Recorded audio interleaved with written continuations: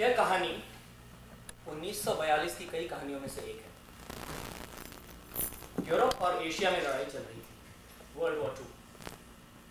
7 दिसंबर 1941 को जापान ने Pearl Harbor पर हमला किया और उसके बाद बड़ी तेजी से फिलीपींस और सिंगापुर होता हुआ बर्मा और असम में घुस आया।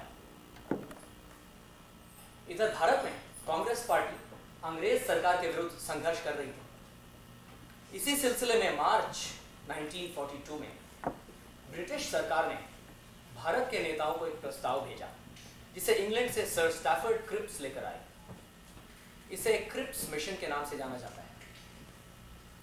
प्रस्ताव यह था कि अगर भारत, विशेषकर कांग्रेस पार्टी, ब्रिटेन की युद्ध में मदद करेगी तो युद्ध के बाद भारत को डोमिनियन स्टेटस मिल जाएगा, मतलब एक तरह की आधी आजादी। कांग्रेस के अधिकतर नेता यही मानते थे कि यद्यपि ब्रिटेन पर भरोसा नहीं किया जा सकता, फिर भी क्योंकि जापान बर्मा और असम में घुसा रहा है, हमें ब्रिटेन के साथ मिलकर जापान को खदेड़ लेना चाहिए। किंतु गांधी ने क्रिप्स के प्रस्ताव को ठुकरा दिया और सारे देश में आंदोलन की घोषणा की।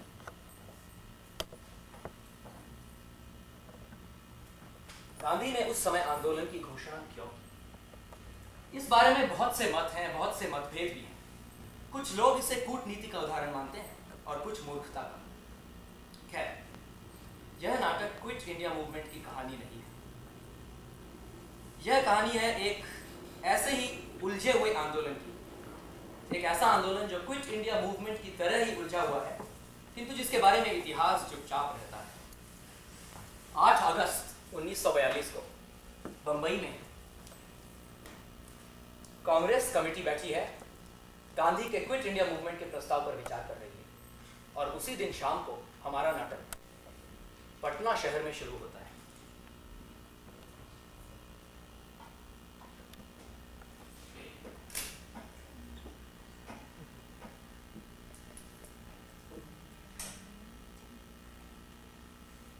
आइए देखते हैं वंदे मातरम।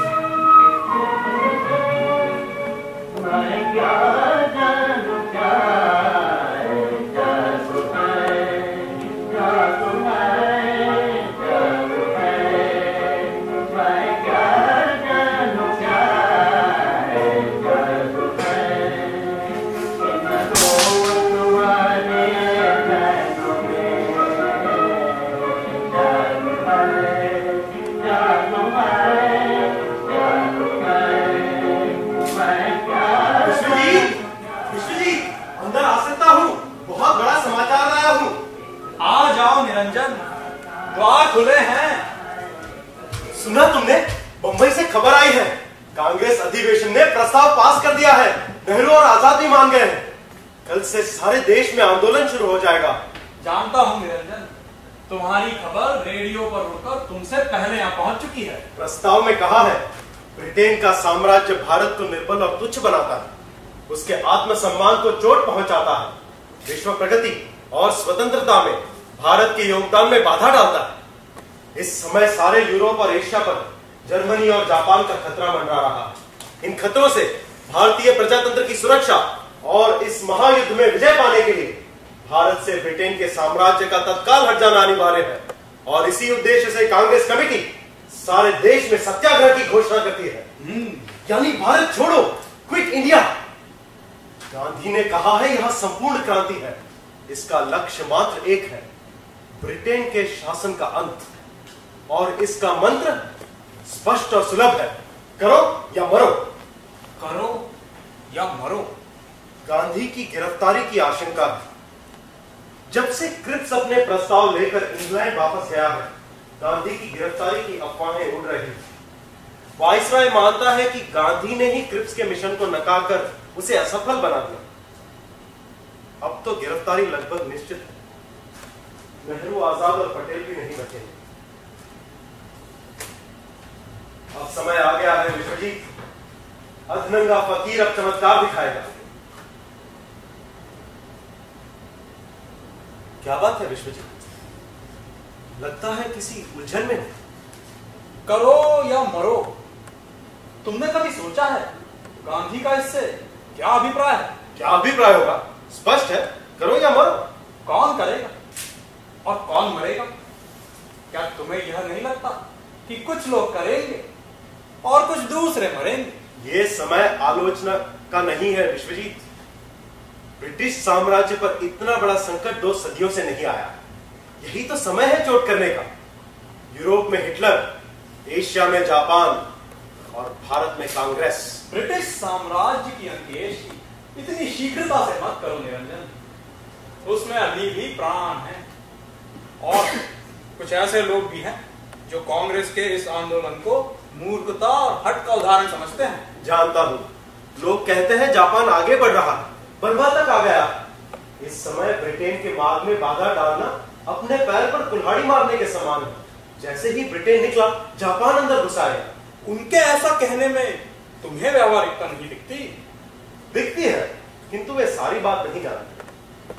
ब्रिटेन जैसे ही हमें सत्ता देगा, हम युद्ध में उसकी मदद करेंगे, स्वतंत्र, स्वाभिमानी और आत्मनिर्भर राष्ट्र की हैसियत से। ब्रिटेन के पिट्ठू की हैसियत से नहीं। हमें भी जापान से युद्ध करना है, किंतु हमें बराबरी का हिस्सा चाहिए। हम ब्रिटेन से कंधा मिलाकर लड़ना चाहते हैं, उसकी गोद में बैठकर नहीं। यह तो तुम कांग्रेस की भाषा बोल रहे हो। कांग्रेस ही हूं, कांग्रेस की भाषा में क्यों नहीं बोलूंगा? कांग्रेस ही हो तो क्या जापानियों के आगे इनकलाब के नारे लगाते हुए मरने को भी तैयार हो? गांधी ने कहा कि अगर ब्रिटेन ने सत्ता सौंप दी तो हम जापान के आगे सत्याग्रह करेंगे। सत्याग्रह?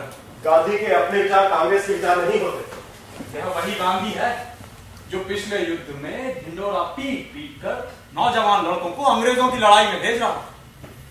ब्रिटेन हमारा शासक है, उसकी रक्षा करना हमारा कर्तव्य है, धर्म है, उसने कहा था। और युद्ध के बाद हमें क्या मिला? इंडिया गेट पर हमारे जवानों के नाम और जलियांवाला बाग। उस समय की राजनीतिक स्थिति कुछ और थी विश्वजीत। इस समय ब्रिटेन खतरे में है, आहत है। खुद ब्रिटेन में लेबर पार्टी ने सरकार पर भारत के प्रति उदासीनता का आरोप लगाया है। इस समय अपनी चोट बहुत असरदार होगी। यह तो कूटनीति का पहला सिद्धांत है। तो क्या तुम्हारी कूटनीति अब जापान के आगे सत्याग्रह करने को कहती है? गांधी का प्रस्ताव कांग्रेस में पास नहीं होता। नहीं होता? नेहरू और आजाद ने क्विट इंडिया का विरोध किया था। राजा जी ने तो कांग्रेस तक छोड़ दी है। कांग्रेस में गांधी के विचारों को लेकर बहुत मतभेद है, किंतु क्विट इंडिया का प्रस्ताव फिर भी पास हो और अब नेहरू और आजाद उसी आंदोलन को सफल बनाने में लगे। कौन जानता है, जापान के आगे सत्याग्रह करने के लिए भी गांधी कांग्रेस को मना ले। हो सकता है इस आंदोलन का उद्देश्य यह नहीं कि ब्रिटेन इस समय भारत छोड़कर भाग जाए। यह मात्र ब्रिटेन पर दबाव डालने का एक तंत्र, ताकि युद्ध के बाद जो भी समझौता हो उसमें अपना पक्ष भारी। हो सकता है गांधी ने इसीलिए क्रिप्स के प्रस्तावों को ठुकरा दिया। हो सकता है यह मात्र गांधी के अंतरात्मा की ध्वनि हो। तुम अटकलें लगाते रहो, किंतु जब तक इस संदेह की पूर्ति होगी, कौन जानता है क्या हो जाएगा।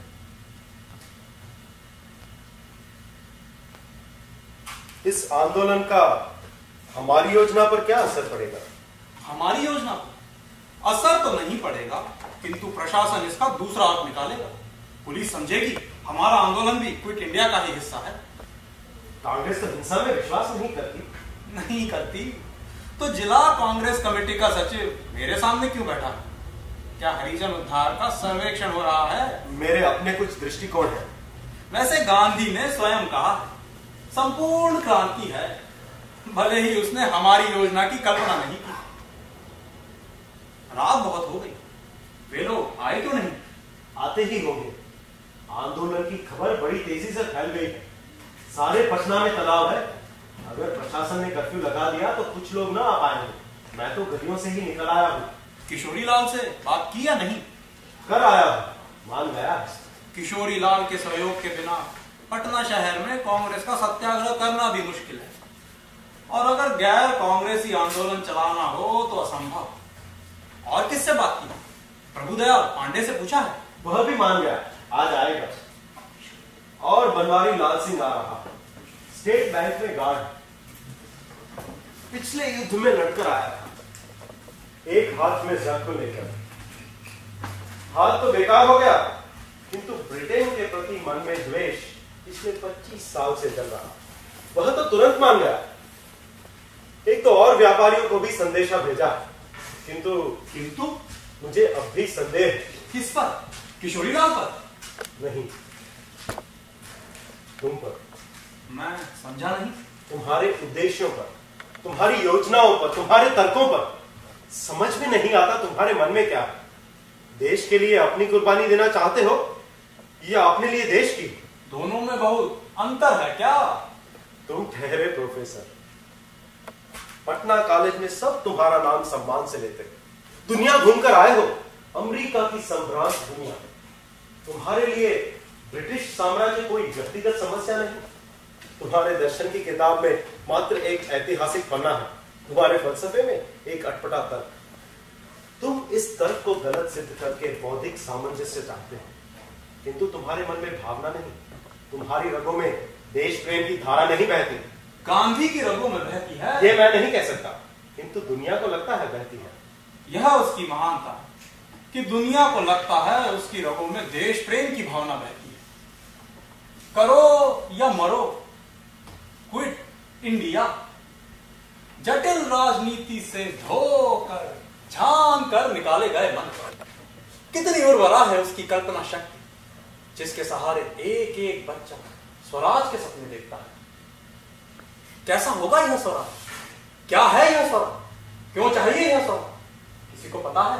किसी ने गांधी से प्रश्न किया है? प्रश्न करते हैं तो वो जवाब देता है। चरखे का राज, स्वयं प्रशासित गांवों का राज, हिटलर के आगे सत्याग्रह करने वाला राष्ट्र। गांधी ने ब्रिटेन के साम्राज्य की दरारों को तो ढूंढ निकाला, किंतु क्या उसमें भारतीय राष्ट्र की नींव डालने की क्षमता है? इतने वर्षों बाद कोई यह तो नहीं कह सकता कि गांधी व्यवहार कुशल नहीं, कि वह मात्र उलझे सिद्धांतों पर उड़ता है। मानता हूं उसे आंदोलन चलाना आता है, अपने सिद्धांतों को राजनैतिक रूप देना आता है, मगर यह लड़ाई उसकी निजी लड़ाई है, देश की लड़ाई नहीं। उसने सत्य को एक परिभाषा दी है और उस सत्य को विजय देखकर वह स्वयं विजय पाना चाहता है। उसे न देश से प्रेम है, न ब्रिटिश साम्राज्य से ईर्ष्या। उसे तो मात्र अपनी गुत्थियां सुलझानी है। स्वराज तो उन सारी गुत्थियों में सिर्फ एक गुत्थी है। हो सकता है, किंतु 40 करोड़ लोग उसकी गुत्थियां सुलझाने में लगे हैं और उनके मन में ऐसे संदेह नहीं है। और अच्छी बात है, नहीं। गांधी सम्मान नहीं मांगता, निष्ठा मांगता है, और निष्ठा वे लोग नहीं दे सकते जिनके मन में संदेह हो। अरे भाई, प्रोफेसर मिश्रा यहीं रहते हैं क्या? प्रोफेसर साहब अंदर है क्या? किशोरी लाल जी की आवाज। आइए किशोरी लाल जी, आइए। आप ही की प्रतीक्षा हो रही थी। राम राम प्रोफेसर साहब। जय हिंद। माफ कीजिए निरंजन बाबू, आपने इंतजार करवाया। दुकान बंद करते करते 10 तो बज ही जावे। मीटिंग शुरू तो नहीं हुई? नहीं सेठ जी, बिल्कुल समय पर आए हो। अरे गोरा साहब भी यही कहवे, समय पे आना राजाओं की वृत्ति है। फिरंगियन की यही बात हमें बहुत पसंद आवे। हर काम पे समय से आनो, समय से काम करनो और समय से वापस जानो। बस यही हम लोग मात खा गए। तो सुनाइए निरंजन बाबू, आपकी कांग्रेस आंदोलन शुरू कर रही है। आज तो कह रहे हैं गांधी जी ने अंग्रेजों से भारत छोड़ने की कह दी है। कहा तो है, बाजार की क्या स्थिति है? पुलिस ने कोई रोकथाम की है क्या? अभी तो नहीं की है, लेकिन आसार अच्छा नहीं दिखे मन में। कल तक कुछ होने की आशंका है। गांधी जी ने देश भर में सत्याग्रह की घोषणा की है। अरे सत्याग्रह से क्या होगा बाबू? आज हमारी दुकान के बाहर आपकी कांग्रेस का आदमी बड़े अक्षरों में लिख रहा था, कुविट इंडिया। मैं बोलियो, बड़ा आदमी मेरी दुकान पर लिखने से क्या होगा? क्या हमसे कह रहा है भारत छोड़ने की? वह भी अंग्रेजी में। दीवार गंदी कर रहा है, अगली दिवाली पे फिर पुचारा करवाना पड़ेगा। अरे जिसको बाहर भगा रहा है उसके घर पे ले, पर मां नहीं, उल्टा बिगड़ने लगा। आपकी दुकान पर बड़े बड़े गोरे अफसर आते हैं सेठ जी, हो सकता है उनकी आंखों के लिए लिख रहा हो। हमें तो सबसे मेल जोल रखना पड़ता है निरंजन बाबू। दुकान खोल कर बैठे हैं, आपका क्या?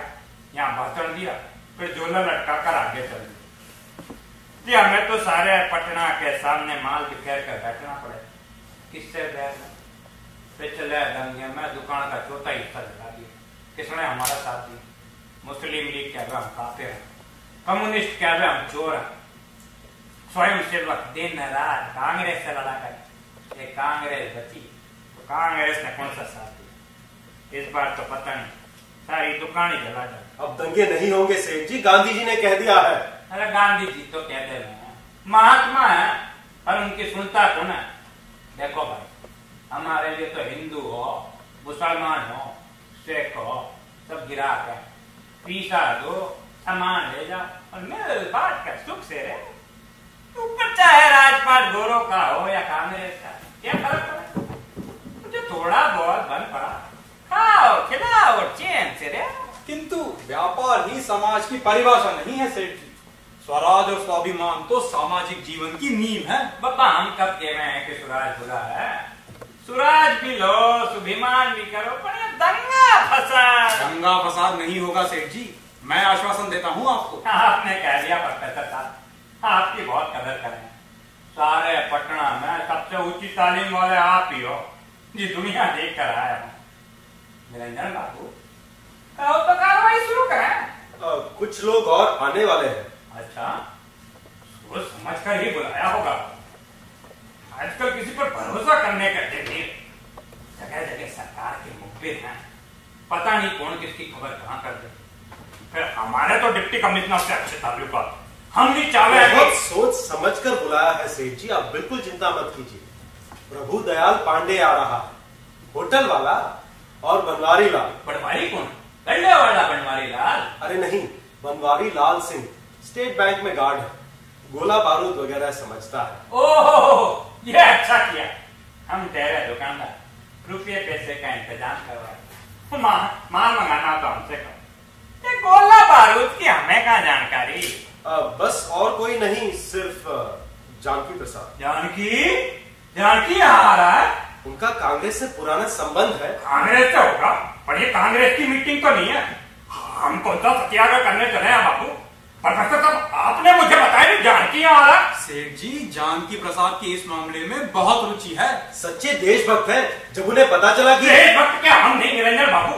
हर साल कांग्रेस कमेटी में बैठे हैं, विधवा फंड में चंदा दे रहे हैं। पिछले साल तो सूद भी काट कर दिया हमने, और आपने हमसे बगैर कुछ जानकी को सामने कर दिया। आखिर आपका भाई है सेठ। भाई नहीं, साफ है साफ। अब देखिए प्रोफेसर सेठ जी, सिर्फ आज भर के लिए मान जाइए, अब तो बुलावा जा चुका है। तो फिर आप वचन लीजिए, जानकी क्या तो कोई बड़ी जिम्मेदारी नहीं सौंपेगी, मुझे उसमें भरोसा नहीं। जो भाई बड़े भाई के साथ संग कर सके, वो देश के लिए क्या करे? मैं वचन देता हूं, और आप वचन दें कि जानकी प्रसाद से वाद विवाद नहीं करेंगे। आपकी बहुत कदर कर रहे हैं प्रोफेसर, इसलिए चलिए आज मान ले। वैसे आप जानते नहीं जानकी, 11 साल हुए पिताजी ने गुजरे। जाते जाते मुझसे कह गए थे, किशोरी बेटा, छोटा भाई का सिर पे हाथ रख दे, मानियो लाग दियो ना समझ। एक दो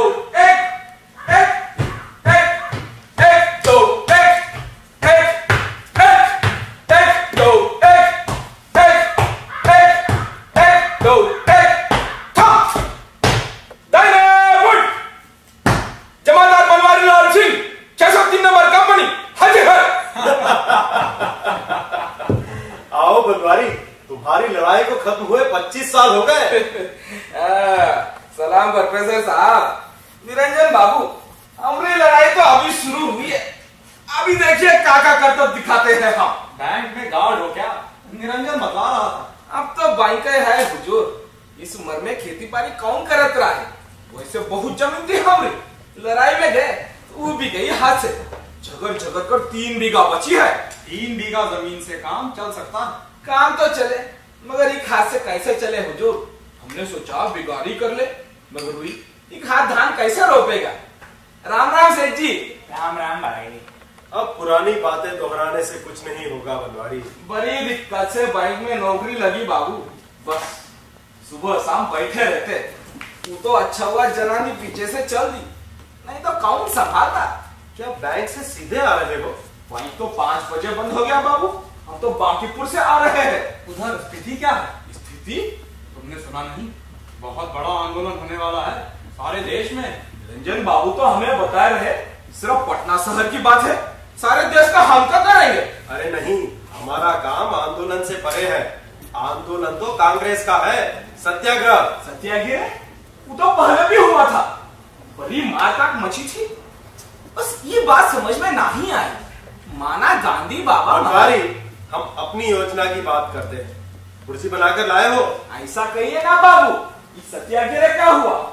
कुर्सी तो हम कल बनाए हैं, सारा माल लिखा है, कौन सी चीज कितनी चाहिए सब साफ साफ बताया है।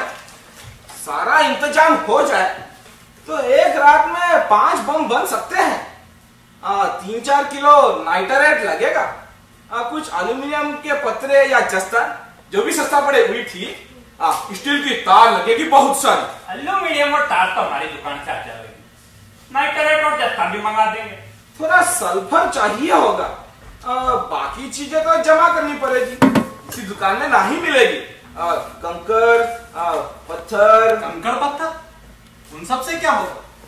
हमें पटाखे नहीं छुड़ाने हैं, जोरदार धमाका चाहिए। आप चैन से बैठो प्रोफेसर साहब, हमने पिछली लड़ाई में बहुत बम बनाए हैं, हम जानते हैं कौन सा माल लगेगा, कितना लगेगा, क्या लगेगा। बस आप ये बताओ क्या उड़ाना है? पर तूने तो 25 साल पहले बम बनाए थे, अब तक ठीक ठीक याद है? कैसे भूलेंगे सेठ जी?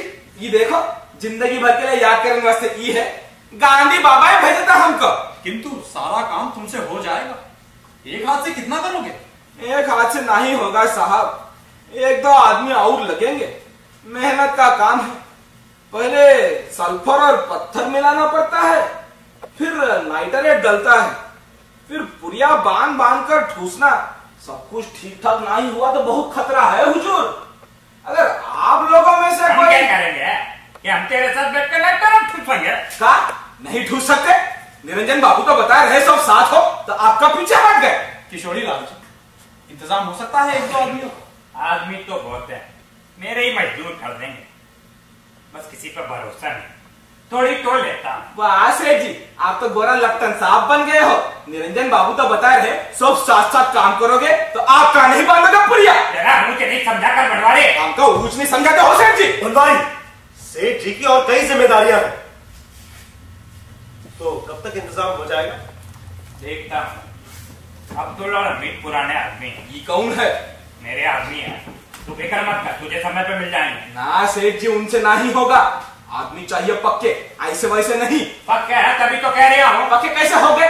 शुरू से ही हर किसी को अंदर घुसाओगे तो बात बिगड़ जाएगी। क्या मतलब है तुम्हारा? सेठ जी के आदमी हैं, तुम्हें क्या आपत्ति है? ना प्रोफेसर साहब, उनसे नहीं होगा। किंतु तुम कैसे कह सकते हो? हम मियां मुसलमान के साथ काम नहीं करेंगे। बनवारी, कैसी बातें कर रहे हो? इस लड़ाई में हम सब साथ हैं, गांधी जी की बात नहीं सुनी? निरंजन बाबू, आप तो जानते हो गांधी बाबा बड़ा आदमी रहे, हम तो इतना पढ़ा लिखा नहीं, पर आप मुल्ला बुलाए तो हम चले, हम नहीं पड़ेंगे पचड़े में। ओ भाया, थोड़े दिन की तो बात है, जो तू कहेगा वे दोनों करेंगे, और मैं कह दूंगा तो मुंह तकड़ी खोलेंगे। जैसे ही बम तैयार हुए उनको निकाल बाहर, फिर सब तेरे हाथ। सेठ जी, आप बड़े आदमी हो, आगे हम भी दूध नहीं पीते, खूब जानत है इन सबको। और गांधी बाबा ही कहते हैं हिंदू मुसलमान भाई भाई, पहले हमारा घर लूटो फिर भाईचारा। अरे इस साले गांधी बाबा बहुत बोल रहे हो, जिस काम के लिए बुलाया है उसकी बात करो। तो संभालो अपना काम, आप ही भर लो कंकर और बारूद, अपने पेट में झोंक लो बम, हम तो चले घर पे सोने। पूरा राजो सुना जो हमारा बाप पकाया जाता है। ठहरो बनवारी, देखो हम बहुत बड़ा काम करने जा रहे हैं, इसमें छोटे मोटे मतभेद तो होते ही रहेंगे, तुम बात बात पर पीछे नहीं हट सकते। मैं देखूंगा कि तुझे कोई और आदमी दिला सकूं, पर तू भी जरा ठंडे दिमाग से सोच तो बात बनेगी। इधर मुंह संभाल के काम करवावे तो अब्दुल और हमीद काम का आदमी है, उनके आगे अनाप शनाप पकड़ा मत, काम दे देना और अपना ढो लेना। मुसलमान के मुंह लगने से सारा झंझट खड़ा हो गया। तो यही लगता है पांडे जी। चलिए बहुत देरी हो गई है। तो जान की क्या आवाज है?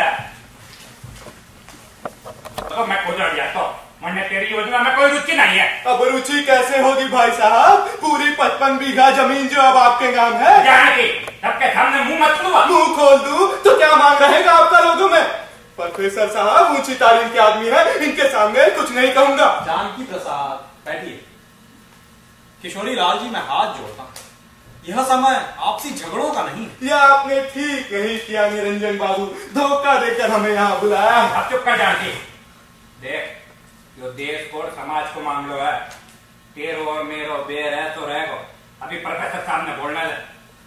किशोरी लाल जी आप अनुमति दें तो काम आगे बढ़ाएं, रात बहुत हो रही है। ये हमारी अनुमति क्यों देते हैं? प्रोफेसर साहब से पूछिए, हम तो इनके सिपाही हैं जी।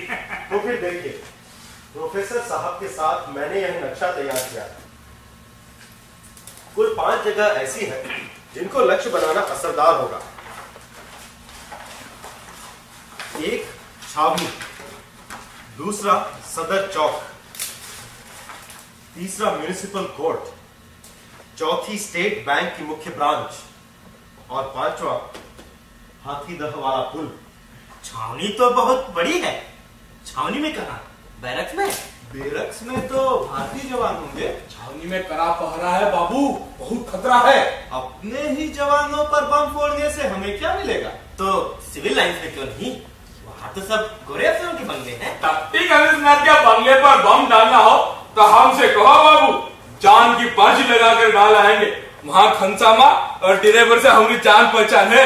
डिप्टी कमिश्नर भला आदमी, उसके साथ हमारा उठना बैठना। ये लो, जब हमारे अपने लोग ही गोरों से मिले हुए हैं तो हो चुकी क्रांति। वो जरूर मत जानकी, सोच समझ कर बढ़ो। क्या भी घुसपैठी आगे सेठ जी, आप गोरा साहब लोग को फलों की टोकरी भेजो, हम तो उनका सफाई करेंगे देश के लिए। आज भी देख के मुंह खोला कर। किशोरी लाल जी शांत हो जाइए। बनवारी, आप सबको भ्रम है। हमारा उद्देश्य किसी की जान लेना नहीं है, चाहे वह भारतीय हो या फिरंगी। हम सिर्फ अनुशासन को माली नुकसान पहुंचाना चाहते हैं, शासन में बाधा डालना चाहते हैं, रोड़े अटकाना चाहते हैं। सब कुछ रात को होगा, जब बहुत कम लोग बाहर हों और सरकारी इमारतें खाली होंगी। हम जज को मारना नहीं चाहते, सिर्फ उसकी कुर्सी के टुकड़े टुकड़े करना चाहते हैं। और ये 5 निशाने इसी बात को ध्यान में रखकर चुने गए हैं। रात को यहाँ अधिक लोग नहीं होते। ये तो फिर वही गांधी जी वाली बात हो गई कि वार करो पर मुट्ठी पर पट्टी बांधकर, ताकि अगले को चोट नहीं लगे। मगर निरंजन बाबू, अगला जब वार करता है तो उसकी मुट्ठी पर पट्टी नहीं होती। हम सत्याग्रही हैं, आतंकवादी नहीं। देख लिया आपके सत्याग्रहियों को निरंजन बाबू। दांडी जाकर गांधी जी ने मुट्ठी भर नमक बना दिया। कुछ हजार लोग जेल गए, कुछ जेल जाकर वापस आ गए। थोड़ा बहुत नमक बिका, थोड़ा फेंक दिया गया। क्या मिला उस सत्याग्रह में? वैसे सुना था गांधी जी के हाथ के बने नमक के किसी ने बड़ी अच्छी रकम लिखी निरंजन बाबू। किसी का मुनाफा हो तो क्या बुराई है, आगे जैसी भगवान की मर्जी। नमक की जितनी भी रकम मिली हो, 12 साल बाद भी हमारे जवान फिरंगी की लड़ाई में मर रहे हैं। लिंगलित गांव वाइसराय है और जॉर्ज सम्राट। हमें क्या मिला? उस आंदोलन का उद्देश्य ब्रिटेन को भारत से भगाना नहीं था जानकी प्रसाद, वह एक सैद्धांतिक आंदोलन था। नीति के अनुसार कानून का उल्लंघन, उस दृष्टिकोण से वह आंदोलन सफल रहा। अजी वह दृष्टिकोण तो हम भी सुन चुके हैं। आप लोगों को सफल आंदोलन चाहिए या देश की आजादी? भाई हम तो यही मानते हैं कि अगर हाथापाई करनी हो तो मुट्ठी भींच कर करो, ये नरम दस्ताने पहनकर नहीं। सत्याग्रह कोई प्रतियोगिता नहीं है जहां प्रतिद्वंदी तमाशे के बाद हाथ मिलाते हो। कौन जानता है जानकी प्रसाद, हो सकता है सत्याग्रह प्रतियोगिता ही है कुछ लोगों के लिए। कुछ लोगों के लिए? किंतु जो हमारे जवान लड़ाई में मर रहे हैं, मिस्र में, इराक में, अफ्रीका में, न हमारी लड़ाई है न हमारा स्वार्थ, बस खून हमारा बह रहा है। हमारा खून हमारी रक्षा में ही बह रहा है। जापान आगे बढ़ा रहा है, बर्मा तक आ गया है। सिलोन पर जापानियों ने बम बरसाए हैं, बंगाल की खाड़ी में कई जहाज डुबोए हैं। और अगर जापानी असम में घुस आएंगे तो हमारी भी वही दुर्गति होगी जो सारे एशिया की हो रही है। शांति बनाए रख जानकी, अपने लोगों को खून अपने देश की खातिर बह रही हो, बोलो क्या है? खून आपका नहीं, हमरा 12 सेठ जी और गांधी बाबा भेजा था हमका पिछली जंग में। कहत रहे अंग्रेज सरकार अपनी सरकार उसकी रक्षा करो। लो कर लिया हमने रक्षा।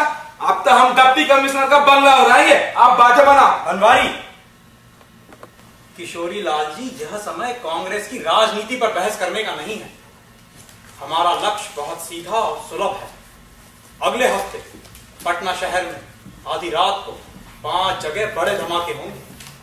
आशा है उनसे माल का भारी नुकसान होगा और जिला शासन पर दबाव पड़ेगा। हमसे प्रेरणा लेकर दूसरे शहरों में, खासकर कलकत्ता में ऐसी कुछ और घटनाएं होंगी। इन सब का असर होगा भारत सरकार पर स्थिति को नियंत्रित करने के लिए गहरा दबाव। सरकार को कांग्रेस के साथ मशविरा करना ही पड़ेगा, जिससे कांग्रेस को सरकार पर दबाव डालने का एक मौका और मिलेगा। अभी युद्ध को लेकर ब्रिटिश सरकार की बहुत सी समस्याएं हैं। ऐसे में कांग्रेस का दबाव बहुत कुछ कर सकता है। कौन जानता है, क्रिप्स का प्रस्ताव भी थोड़ा बदला जाए। हमें क्रिप्स के प्रस्ताव से क्या लेना देगा प्रोफेसर साहब? बस एक बात पक्की हो कि इस काम में अपने लोगों को कोई खतरा ना हो। हाँ, अपने लोगों की फिक्र तन्ने कब से होगा लगी। अभी कुछ नहीं कहूंगा भाई साहब, प्रोफेसर साहब के सामने नहीं। अपने लोगों को कुछ नहीं हो, इसीलिए आधी रात को बम फूटेंगे। और ये 5 इलाके इसी बात को ध्यान में रखकर चुने गए हैं। छावनी, सदर चौक, म्युनिसिपल कोर्ट, स्टेट बैंक और हाथीदह वाला पुल रात को सब खाली होंगे और प्रशासन के लिए सभी महत्वपूर्ण हैं। तो क्या आप सब सहमत हैं? हमें तो कोई आपत्ति नहीं है, बस सब काम सफाई से हो जाए। आपका बहुत आदर करते हैं प्रोफेसर साहब, इसलिए हम सब व्यापारी आपके साथ हैं। बस डिप्टी कमिश्नर को इस मामले से दूर रखिए। जगह जगह मुखबिर है, पता नहीं कौन किसको खबर कर। और दुकानें बंद हो गई तो हमारा तो बहुत नुकसान है, और आपको भी क्या मिलेगा? निश्चिंत रहिए सेठ जी, हम बरबस आगजनी और दंगे की बात नहीं कर रहे। अपने लक्ष्य साफ है और इरादा पक्का है। बनवारी कल सुबह आपको पर्ची दे देगा। कल संध्या तक माल का इंतजाम हो जाए तो अच्छा रहेगा। माल का इंतजाम हम कर देंगे, ये हमारे जिम्मेदार है। माल के लिए तो हमारी दुकान भी आप ही के लिए खुली है, मगर सब कुछ होगा कहाँ पर? सब कुछ यानी? हम व्यापारी हैं निरंजन बाबू, ये गोला बारूद क्या समझे? कोई जगह तो चाहिए जहां बैठकर सब कुछ बन सके। हमारी दुकान में तो बड़ा खतरा है, दिन में ग्राहक आते हैं और रात को मजदूर आते में सोते हैं। इसका इंतजाम आप मुझ पर छोड़ दें। तेरे भोजनालय में तो बैठने की जगह भी अधिक नहीं है प्रभुदयाल। पिछवाड़े में है सेठ जी, शमसुद्दीन की रसोई और मेरे होटल के बीच कच्ची जमीन है, किंतु ऊपर तिरपाल लगा है और गली के साथ साथ दीवार है। गली से अंदर दिखता भी नहीं। वह जमीन आपकी है, मगर उस पर तो शमसुद्दीन के कड़ाहे पड़े रहते हैं। जमीन तो मेरी ही है, मगर शमसुद्दीन उस पर अपने कड़ाहे रखता है। मैंने ही कहा है रख ले। पिछले दंगे में गली में सब जगह आग लग रही थी तो उसी ने अपने कड़ाहे रखकर मेरे पासे को बचा लिया। जब दंगाई आए तो उसे कह दिया जमीन उसकी है, बस वे आगे निकल गए। बात तो सही है, अपना रवैया ठीक ठीक रखो तो मुसलमान भी काम आ जावे। मेरा तो भोजनालय ही नहीं सेठ जी, सारा घर बच गया उस दिन। बस तब से मैंने कहा शमसुद्दीन, मेरी जमीन तू अपनी समझ, तूने इलाज रखी है। कड़ाहे एक तरफ करके बहुत जगह है वहां। तो ठीक है बनवारी, किशोरी लाल जी के 2 आदमी लेकर तुम कल शाम प्रभुदयाल के बासे पहुंच जाओ। बासा कितने बजे बंद होता है? 9:30 तक भोजन की व्यवस्था होती है, किंतु कुछ ग्राहक देरी से भी आते हैं। फिर 1-8 घंटा चौका बर्तन में लग जाता है। महाराज तो 11 बजे तक होता है, फिर ताला लगाकर घर चला जाता है। अगर 11:30 बजे आ जाओ तो ठीक रहेगा। फिर रात भर काम करो, सुबह 5 बजे तक कोई नहीं आता। सुन रहे हो ना बनवारी, रोजाना शाम को बासे जाने से पहले मेरे पास आओ और खबर दे जाओ। कभी कभी मैं भी आऊंगा। प्रोफेसर साहब, ये पटना कॉलेज के कुछ लंडों को शामिल नहीं किया जा सकता? जो करो ना, हम बुड्ढों से अधिक जोश हो गए। एक बार डर गए तो डिप्टी कमिश्नर भी नहीं उखाड़ पाएगा। और फिर क्या है, आजकल तो इनमें अराजकता भी फैली है। उस अराजकता की दिशा विपरीत है सेठ जी। कॉलेज में कम्युनिस्टों ने डेरा जमा रखा। पहले तो कांग्रेस का साथ देते थे, किंतु जब से रूस युद्ध में खिंच गया है, उनका तो रवैया बदल गया। अब आंख नीच कर कहते फिरते हैं कि युद्ध में हमें ब्रिटेन का साथ देना चाहिए, वही हमारा देश के प्रति कर्तव्य है। विद्यार्थियों में कौन कांग्रेसी है, कौन कम्युनिस्ट है और कौन स्वयं सेवक है, ये जानना भी मुश्किल है। मैं तो स्वयं डर के रहता हूं कि कब कोई पुलिस को खबर कर दे। कम्युनिस्टों की श्रद्धा देश पर है या रूस पर, समझ में नहीं आता। जो देश को धोखा देता है कुत्ता है, कुत्ता। प्रोफेसर साहब, आप हुक्म दो, हम सब कम्युनिस्ट लोगों को उठा देता है। अपने ही लोग हैं बनवारी, भटक गए हैं, राह पर आ जाएंगे। हमें गोरों को निशाना बनाना है, अपने लोगों को नहीं। चलो बैठो। तो फिर बात पक्की, कल निश्चित ही महाराज को 11 बजे तक घर भेज दूंगा। बनवारी 11:30 तक पहुंच जाना। लेकिन सामान कितना लगेगा? यह तो बनवारी ही बताएगा। एक बात है निरंजन बाबू, क्या हुआ? अगर हम बैंक उड़ा देते हैं तो हमारे पास तो भी जमीन भी नहीं रही। इसे अपनी नौकरी की पड़ी है। ओ भाया, बैंक उड़ जाने के बाद भी उसमें गार्ड की जरूरत पड़ा है। हमका कौन नौकरी देगा सेठ जी? अच्छा फिक्र मत कर, कुछ हिसाब बिठा दूंगा तेरा। तू काम की बात बता, सामान कितना लगेगा? आपके पास ही आएंगे सेठ जी। पुर्जी देखो बनवारी। पुर्जी तो हम कल्ले बनाए रहे बाबू, पर परसों तो आप एक जगह की बात करते रहे, आज 5 जगह बताए रहे। फिर छावनी तो बहुत बड़ी है, कहां कहां बम फेंकते फिरेंगे हम? 1-2 आदमी से नहीं होगा, बहुत आदमी लगेंगे। वैसे 6 लोग है हमारे पास, और सेठ जी 1-2 आदमी और दिला ही देंगे। कौन से 6 लोग? आप खुद ही बाबू, प्रोफेसर साहब और सेठ जी। हम बम और बारूद का क्या करेंगे? हम तो बल्लभ और पंखा बेचे हैं प्रोफेसर साहब। हमें तो बम फेंकना नहीं आता। रुपए पैसे का इंतजाम हम कर देंगे, माल भी जुटा देंगे। प्रोफेसर साहब, हम कौन से चोर चक्के हैं जो बम फेंकेंगे? तो कहा हम चोर चक्के हैं? अरे यहाँ पे भड़ो मार का। ऐसी बात नहीं बनवारी, बम उन्हीं के हाथ में होने चाहिए ना जिन्हें उनसे खेलना आता हो। खतरा है। तुझसे कहा है, आज भी हम जुटा देंगे। ऐसे काम में मुसल्ला नहीं होना चाहिए। एक और दुविधा यह है कि सारे बम एक साथ फूटने हैं, नहीं तो पुलिस सावधान हो जाएगी। सब कुछ एक ही क्षण में हो, एक ही रात में, तभी शासन अस्त व्यस्त होगा। एक जगह के सारे बम तो एक तार से बंधे जा सकते हैं बाबू। यानी एक आदमी काम कर सकता है, किंतु फिर भी 5 आदमी चाहिए। एक बनवारी, किशोरी लाल जी, 4 लोग और मिल जाएंगे। ठीक है, अब्दुल और अनिल से नाइटरेट पूछने में मदद करेंगे। उनको कुछ बताना पड़ेगा कि बम गंगा पार सड़क काटने के लिए है, सरकार बनवा रही है। उस रात के लिए अलग से 2 लोगों का इंतजाम कर सकूं मैं। 2 आदमी हम दिला देंगे। सब पक्के होने चाहिए, कोई भी मुंह खोल बैठा तो खतरा है। पक्के होंगे, मैंने वचन दिया। मेरे 2 आदमियों से आपको कोई आपत्ति नहीं होगी। भाई साहब, अपने आदमी समझे? मेरे आदमी पुराने हैं जान की, 3 पीढ़ी से घर में है। आप निश्चिंत रहो प्रोफेसर साहब, बस आप तारीफ करो पक्की और बात करो नक्की। ये भी बनवारी पर निर्भर करता है। वैसे तो बाबू 100-125 बम लगेंगे। एक रात में 20 भी बन जाए तो हफ्ता भर तो लग ही जाएगा। हफ्ते भर में तो गांधी जी की गिरफ्तारी लगभग निश्चित है। फिर पता नहीं क्विट इंडिया का क्या होगा। हो सकता है कांग्रेस का उत्साह ही ठंडा पड़ जाए। अभी हमारा धमाका चिंगारी को सुलगाकर आग बना देगा। हफ्ते भर बाद शायद चिंगारी होगी नहीं। हमने माना प्रोफेसर साहब, और हमें सिविल लाइन उड़ान दो, बाकी सब बाद में देखते हैं। 4-5 बम फेंकेंगे, 15-20 गोरा अफसर मारेंगे, साथ में दर्जन भर मैं भी जाएगी और 5 बच्चे। हमारी सिविल लाइंस हमारी सूची में नहीं है। तो क्यों न हम एक ही जगह को निशाना बनाएं और सारा ध्यान उस पर डाल दें। 5-5 लक्ष्य आंदोलन को बिखरा देंगे। हाँ, हाथी दह वाला पुल ठीक रहेगा। दूर दूर तक कोई और पुल भी तो नहीं है। फिर वही पुल की बात, पुल गिराकर मछली मारोगे साहब। मछली तो देसी है। इन 5 लक्ष्यों में से सबसे ठोस शायद पुल ही है। सनसनी फैल जाएगी। हाँ, पुल ही ठीक रहेगा, किंतु पुल के टूटने से सरकार को क्या क्षति पहुंचेगी? रातों रात बाहर से मरम्मत का सामान और मजदूर बुला लिए जाएंगे। कैसे बुला लिए जाएंगे प्रोफेसर साहब? वो टेलीग्राफ ऑफिस के बाहर वाले तार कटवा देते हैं। टेलीग्राफ ऑफिस एक ही नहीं है, हर जगह के तार काटने पड़ेंगे। हम तार नहीं काटेंगे, हम बम फेंकेंगे। रुक जाओ बनवारी। निरंजन, कुछ इंतजाम हो सकता है? देखता हूं। कांग्रेस ऑफिस में 2 लड़के हैं, रामानंद और महावीर। पक्के हैं दोनों और ऐसे कामों में कुशल। तो तय रहा, उन्हें हर टेलीग्राफ ऑफिस को संभालना पड़ेगा। तार भी उस समय कटने चाहिए जब बम फूटे।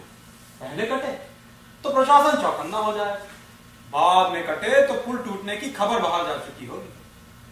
बम रात को 12 बजे फटेंगे, जब ब्रिटेन का साम्राज्य गहरी नींद सो रहा होगा। तो बनवारी, अब कितना समय चाहिए तुम्हें? सिर्फ पुल की बात करते हो साहब तो 30-40 बम बहुत है, 2 रात में बन जाएंगे। मगर हमारी माना प्रोफेसर, अब तो बस दिन तय करना। आज 8 तारीख है। बनवारी को 2 रातें चाहिए। एहतियात के तौर पर 3 रातें रखते हैं। 12 तारीख ठीक रहेगी। 12 अगस्त सन 42, स्वतंत्रता दिवस। स्वतंत्रता दिवस कांग्रेस तो कई साल से जनवरी में मनाती आ रही है, उससे आपत्ति होगी? यह कांग्रेस का दिवस नहीं होगा प्रभु दयाल, यह हमारा दिवस होगा, हमारा सत्याग्रह। गांधी का 12 अगस्त सन 42। पटना शहर का प्रशासन जाग उठेगा और आंखें मलकर देखेगा ये आवाज कहां से उठी है, और आवाज उठेगी, भारत छोड़ो। ठीक है, 12 अगस्त सन 42 यह अपना स्वतंत्रता दिवस रहा, किंतु अब 3 रोज संभल कर रहना पड़ेगा, किसी को खबर ना लगे। क्यों किशोरी लाल जी, आप क्या कहते हैं?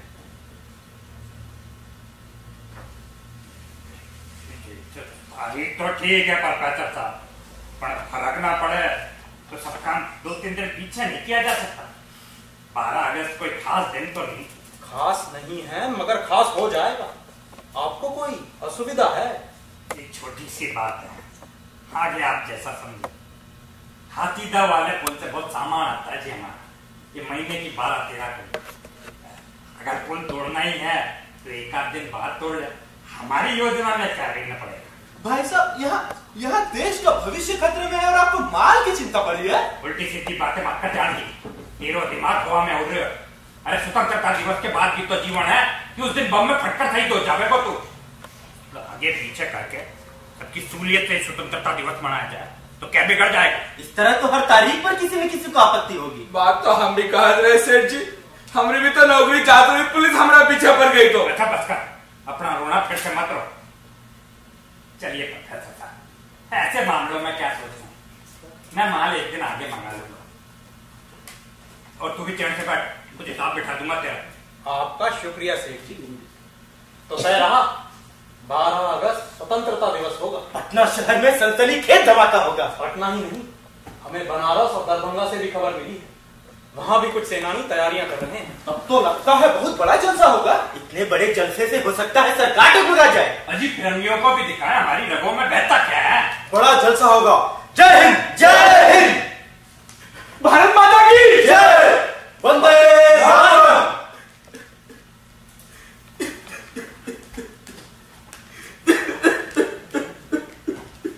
अरे बनवारी, ये क्या रो रहा है? नहीं सरकार, बस कुछ याद आ गए पिछली लड़ाई की। जब विदेश में जान की लगी थी तो कभी कभी मन करता था कि लेफ्टिनेंट साहब को पीछे से राइफल का कुंडा मारकर भाग जाए। हम काहे लड़े लड़ाई जो हमारी जमीन रही पीछे। अच्छे थे लेफ्टिनेंट साहब, चाहे गोरे ही हो, कभी साथ बैठकर खाते थे, बड़ा ध्यान रखते थे। हमारी लड़ाई अंग्रेजों से नहीं, अंग्रेजों के साम्राज्य से है बनवारी। अच्छे थे लेफ्टिनेंट साहब, अगर हम वापस आए तो हमारी जमीन ना ही रही। 25 साल हो गए बाबू, इस बार जमादार बनवारी लाल सिंह पीछे नहीं हटेगा। लगता है साहब जैसे भी वो पीछे नहीं हटेगा। अब हमारी जीत दूर नहीं बनवारी। अगर दोनों हाथ होते तो दोनों बम बनाने में काम आते। हम सब तेरे हाथ में बनवारी। दोनों के दिन लग गए, अब हमारी बारी है। बहुत साल हुए मेरी माँ कहत रही के मन में चुड़ैल रहती है, जब जो मन में हो इसे करवाती है और इनका बस नहीं चलता। ठीक ही कहती थी बाबूजी, ठीक ही कहती थी। आज चुड़ैल बहुत नाच रही है और बम बनाएगी सरकार, बहुत सारे बम बनाएगी। यह समय भावनाओं में खोने का नहीं है बनवारी। खोने दो विश्वजीत, खोने दो। मेरा मन कहता है कि हम सब शपथ ले, इस काम को निष्ठा के साथ करेंगे और कुछ भी हो जाए पीछे नहीं हटेंगे। मैं जानकी का समर्थन करूंगा। तो प्रोफेसर साहब, इस समय तो एक गीत अनुकूल जान पड़ता है, एक ऐसा गीत जो हमारे मन की अभिलाषाओं को प्रत्यक्ष कर दे। निरंजन बाबू, आप तो कांग्रेस की प्रभात फेरी में गाते हो। गीतों से युद्ध नहीं जीते जाते, मगर युद्ध की तैयारियां तो की जाती हैं। यह गांधी की प्रार्थना सभा नहीं है। ना हो, किंतु हमारी लड़ाई का महत्वपूर्ण क्षण है। वैष्णव जन गाता है। आज नहीं निरंजन बाबू, गांधी बाबा वाला गीत प्रभात फेरी में गाए। आज तो कोई फौलादी गीत चाहिए। सरफरोशी की तमन्ना अब हमारे दिल में है, देखना है जोर कितना बाजुए का दिल ये में। तो उर्दू है निरंजन बाबू, कोई अपना गीत नहीं है क्या? सारे गीत अपने ही हैं किशोरीलाल जी। निरंजन बाबू, यह कांग्रेस की बैठक नहीं है।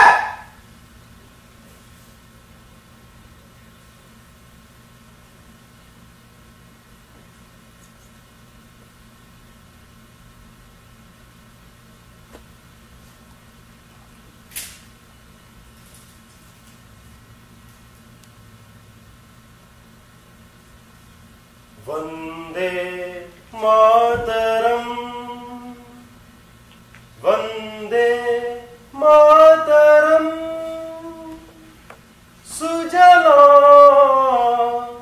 सुफला मलयज शीतला,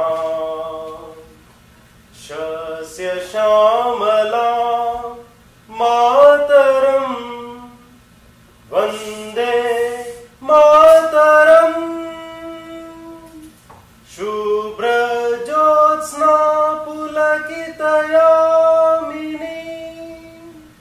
फुल्लकुसुमित द्रुमदल शोभिनी,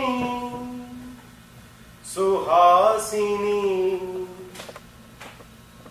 सुमधुर भाषिणी, सुखदां वरदां मातरम, वंदे मातरम।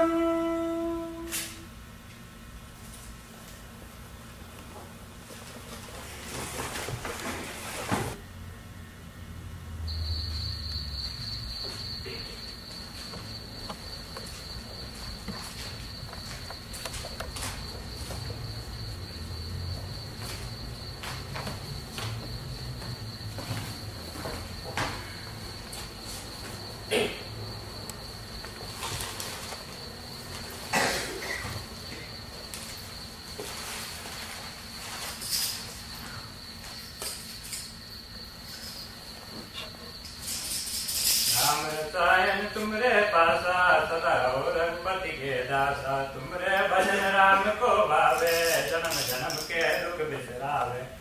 अंत काल रघुवरपुर जाई, जहाँ जन्म हरि भक्त कहाई। मोहना, ओ मोहना, संकट हरे मिटे सब पीरा, जो तुमरे हनुमत बलबीरा। जय जय जय हनुमान गुसाई, कृपा करो गुरुदेव की नाई। अरे कब तक बनेगा तेरा सरबत? जब तक तू हाथ लावेगो आजादी आ जावेगी। जल्दी कर। जो यह पढ़े हनुमान चालीसा, होए सिद्ध साखी गौरी सा। तुलसीदास सदा चेरा, कीजे नाथ हृदय में डेरा। अब तो घंटा भर भी नहीं बचा। पवन तनय संकट हरना, मंगल मूर्ति रूप, राम लक्ष्मण सीता सहिता, हृदय बसहु सुरभु। श्यामल रामचंद्र जी की जय, बोलिए सब संतन की जय, लाडले लाल की जय। आइए सेठ जी, एक बाजी आप भी खेलिए। माफ करना प्रभु दयाल, पाठ करने के बाद मैं नहीं खेलूं। देखो यो मोहना बाजी क्या कर रहे हो। कब से कह रहे हो कि तुम शरबत पिला सके। इतनी भी हड़बड़ी नहीं है सेठ जी, अभी 12 बजने में विलंब है।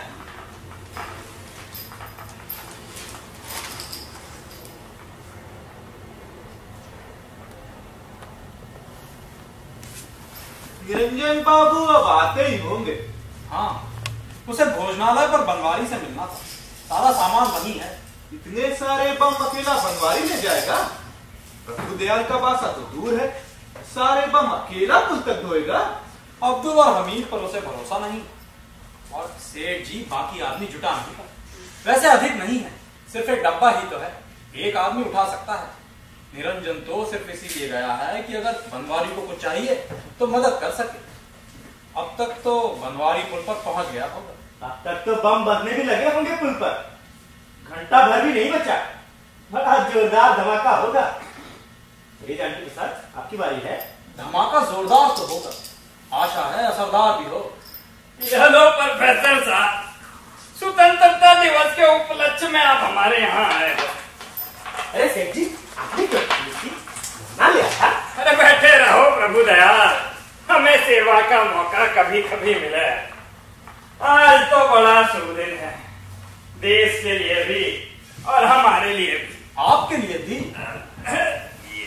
जी देखिए, हमारे स्वर्गीय पिताजी अंतिम घड़ी तक इनकी एक मंशा रही। मरते मरते मुझसे कह गए थे, किशोरी बेटा, छोटा भाई को ख्याल रख, भूल चूक माफ कर दे, बच्चा से होती रह गया है। जाने भी दीजिए भाई साहब। किसे जान दूं? 11 साल हो गए पिताजी ने मुझे, और 11 साल में जान की पहली बार हमारे घर आया। इससे बड़ा सुख और क्या मिल सके हमें? मेरा आपसे कोई बैर नहीं है भाई साहब, आप बुलाते तो जरूर आता। आज बुलाए हो जानकी और तू आई जो। देश की खातिर शरबत में शक्कर अधिक डाली है प्रोफेसर साहब, पर जो ऊपर केसर है ना, वो जानकी के लिए है, देश के लिए नहीं। चलिए, एक साथ 2 काम हो गए।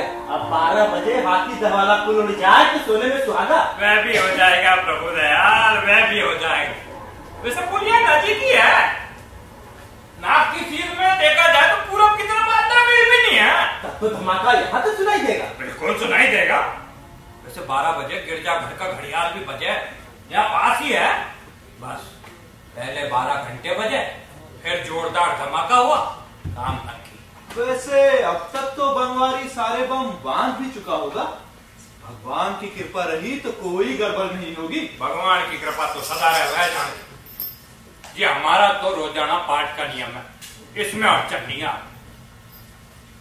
शादी का दिन हो, सगाई का दिन हो, व्रत का दिन, त्योहार का दिन, अरे डिप्टी कमिश्नर ही घर आ जाए, हम अपनी 40 पढ़कर ही उठते हैं।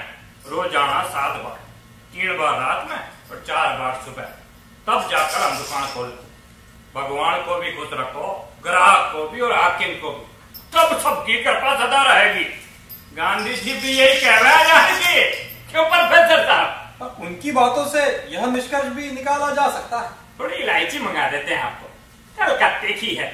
मोना छोड़िए सेठ जी, बेकार आपको तकलीफ दे रहे थे। और तकलीफ कैसी? रोजाना 2 इलायची चबा लो तो हाजमा बरकरार रहे। जी हमारी उम्र में तो बड़ी कीमत है इसकी। मोना आप बैठिए सेठ जी, मैं लाता हूँ। हम भी तो घर की आदमी है। रसोई के बगल वाली कोठरी में तस्तरी पड़ी है।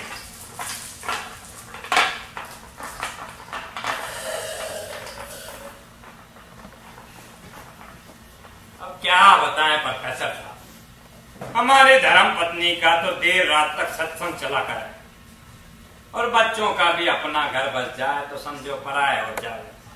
एक मुन्ना बचा, ये भी थोड़ा बड़ा हो जाए तो गांव भाग जाए। आजकल नौकरों की बड़ी समस्या है भाई साहब। ये गांव वाले भी आजकल चंट होने लगे हैं और हफ्ते सिनेमा का टिकट मांगते हैं। ये भी आपके गांधी जी का किया कराया, महात्मा है, बहुत कुछ बोल जावे। किंतु उन्हें गिरफ्तार करके सरकार ने मुक्ता की है।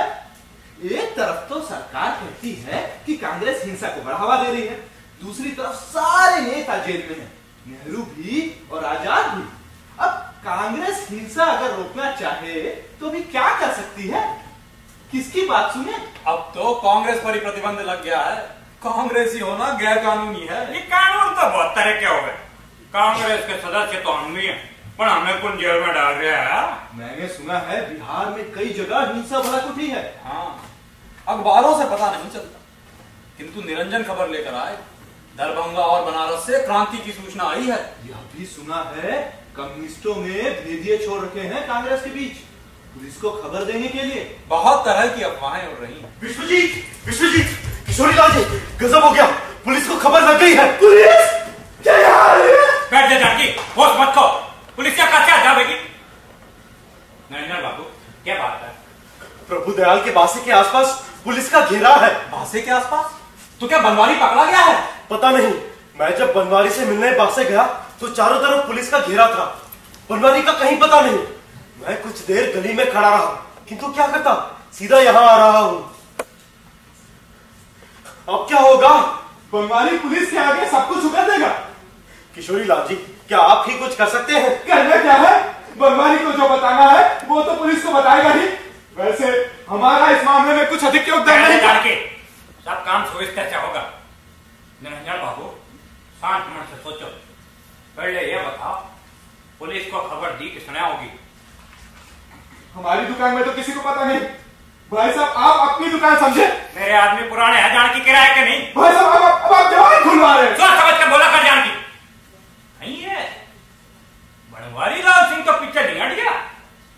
हो सके ऐन वक्त पे उसका दिमाग बदल गया और चला चट्ट से अपनी दमड़ी बचाने। मैंने तो पूछताछ करके ही उसे शामिल किया था सेठ जी। पूछताछ से क्या होगा बाबू? किससे पूछा, क्या पूछा, यह भी तो मायने रखे। आपका मोहना तो कहीं नहीं दिखा सेठ जी। निरंजन बाबू, आओ, स्वतंत्रता दिवस के उपलक्ष्य में इलायची खाओ। अब इलायची वापस ले जाओ प्रभु दयाल, मुंह का स्वाद कड़वा हो गया। क्या हुआ? प्रभु दयाल, पुलिस ने तुम्हारे बासे को घेर लिया है, सब खबर लग गई है उनको। हो सके तो तुम भी कहीं कुछ दिनों के लिए बाहर चले जाओ। और बनवारी? उसका कहीं पता नहीं। घबराने से कुछ नहीं होगा प्रभु दयाल, सारा मामला सूलियत से निपट जाएगा और हम तुम्हारा कुछ नहीं बिगड़ने देंगे। आप निरंजन बाबू, आपने बासे के पास सिर्फ पुलिस को देखा, बनवारी को तो नहीं? नहीं, किंतु जब मैं आपको किसी ने बताया तो नहीं बनवारी पकड़ा गया है? बताया तो नहीं। फिर चिंता की कोई बात नहीं, मुझे पहले इस बात की भनक थी। मैं समझा नहीं। शमसुद्दीन पिछवाड़े में ही तो होटल है उसका। पिछले 3 दिनों से बड़े अटपटे प्रश्न पूछ रहा था। कह रहा था पिछवाड़े की जमीन में रात को कुछ लोग पड़े रहते हैं। उसे संदेह था। वह बहुत दिनों से मौके की तलाश में है, जब से पिछवाड़े की जमीन में दूसरा चूल्हा बिठाया है मैंने। आप तो कहते हैं वो जमीन आपकी है। मैंने बनवारी से कहा था कि निरंजन बाबू से घंटा भर पहले ही बासे पर पहुंच जाए और वहां अगर कोई संदेहजनक स्थिति दिखे तो बम का डब्बा लेकर सीधा पुल की तरफ निकल जाए। यानी सारे बम पुल पर पहुंच चुके हैं। जी हाँ, माफ कीजिएगा निरंजन बाबू, आपको यह बात बताई नहीं, इसलिए आपको बेकार कर चुकाना पड़ा। मैं खामखा शमसुद्दीन पर संदेह नहीं डालना चाहता था, किंतु मेरे मन की बात सही निकली। ये तो तूने खतरा मोड़ने लिया प्रभु दयाल, पुलिस ने तेरे बात पे छापा मार दिया। किंतु वहां तो कोई सुराग नहीं है। सुराग कैसे नहीं? जस्ते के पत्रे हैं, बारूद है, सारा सामान दिखना पड़ा है। सामान तो है, तो तूने अपने पांव पे कुल्हाड़ी मारी है। लेकिन पिछवाड़े की जमीन मेरी नहीं है सेठ जी।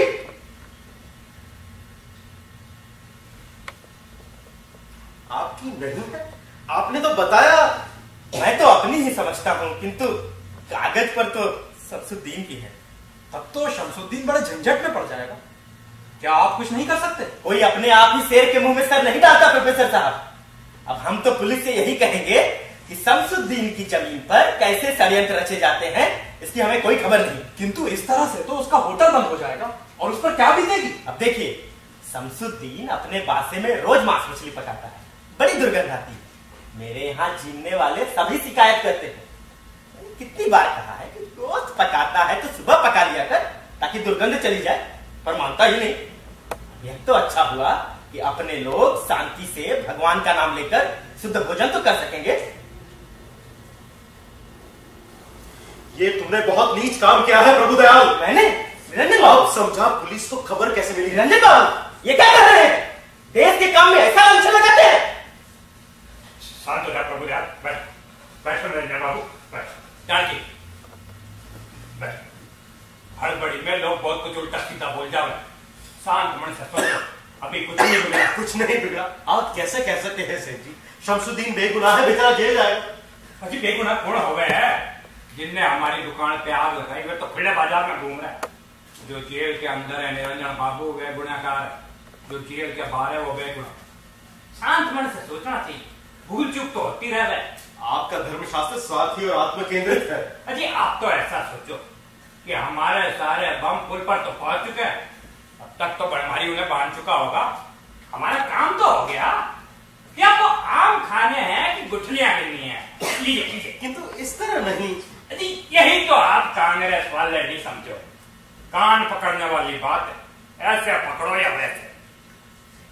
देश का काम हो, थोड़ा अपना काम भी हो तो क्या बुरा है? ये देश कब कह रहे हैं कि अपनी जान देकर हमें स्वतंत्र करवा? जी गांधी जी भी तो कह रहे हैं कि खिड़कियां खुली रखो जिससे बाहर की रोशनी अंदर आ सके, सारे दरवाजे मत खोल दो जिससे आंधी में आपका पेट फिसल जाए। क्यों प्रोफेसर साहब, थोड़ी लीजिए, कलकत्ते की है।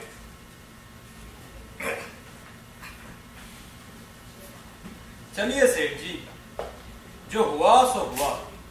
निरंजन, अब आगे की सोचते हैं। दरभंगा से क्या खबर आई है? हिंसा भड़क उठी है, सारे स्कूल कॉलेज बंद हैं, सब कुछ तहस नहस है। रेल की पटरियां, पुल, सड़कें, जगह जगह टेलीग्राफ मशीनें तोड़ दी गई हैं, तार काटे गए हैं। सरकारी दफ्तरों और पुलिस थानों पर हमारे लोगों ने कब्जा कर लिया है। क्या पुलिस ने उन्हें रोका नहीं? हजारों की भीड़ के आगे पुलिस क्या करेगी? हर थाने में एक सब इंस्पेक्टर है, एक हेड कांस्टेबल और 4-5 हवलदार। वे क्या करेंगे? और उनमें से कई तो हमारे साथ हैं। किंतु मैंने सुना है कहीं गोली चली है। हाँ, जयनगर में लौकाहा में 200 नेपाली सिपाहियों ने भीड़ को भालों से मार भगाया। किंतु दरभंगा के 23 में से 17 पुलिस थाने अपने लोगों के कब्जे में है। समझ में नहीं आता, क्या यह सब कांग्रेस की सहमति से हो रहा है? ये तो पता नहीं। गांधी जी अब जेल में है, उनका इस क्रांति पर अब कोई नियंत्रण नहीं। भीड़ जब रोष में आवे निरंजन बाबू तो लूटपाट की सोचे, सत्याग्रह की नहीं सोचे। मेरा भतीजा बनारस से आया है, वहां भी तनाव है। टेलीग्राफ के खंभे गिरे पड़े हैं, रेल की पटरियां उखड़ी हैं, रेलवे स्टेशन पर हमला हुआ है, पोस्ट ऑफिस लूट लिया है। Post office? पोस्ट ऑफिस लूट कर क्या मिलेगा? चिट्ठियां? आंदोलन में सब तरह के लोग हुए हैं यहाँ की। आप पोस्ट ऑफिस की बात कर रहे हैं? यहाँ भीड़ ने सरकारी बीज भंडार में लूटपाट मचाई है। बीज भंडार? उससे भला सरकार को क्या क्षति पहुंचेगी? मार तो हमारे किसानों को पड़ेगी। कितने नासमझ हैं लोग। बलिया शहर में तो बात और भी आगे बढ़ गई है। वहां का जिला मजिस्ट्रेट भारतीय है, उसने कैदियों को जेल से छोड़ दिया है और खजाने के सारे रुपए जला दिए। बलिया शहर की हर सरकारी इमारत ध्वस्त हो गई, अस्पताल भी। निरंजन बाबू, आपके उन 2 लड़कों का क्या हुआ? रामानंद और महावीर? जी हाँ, पक्के हैं दोनों।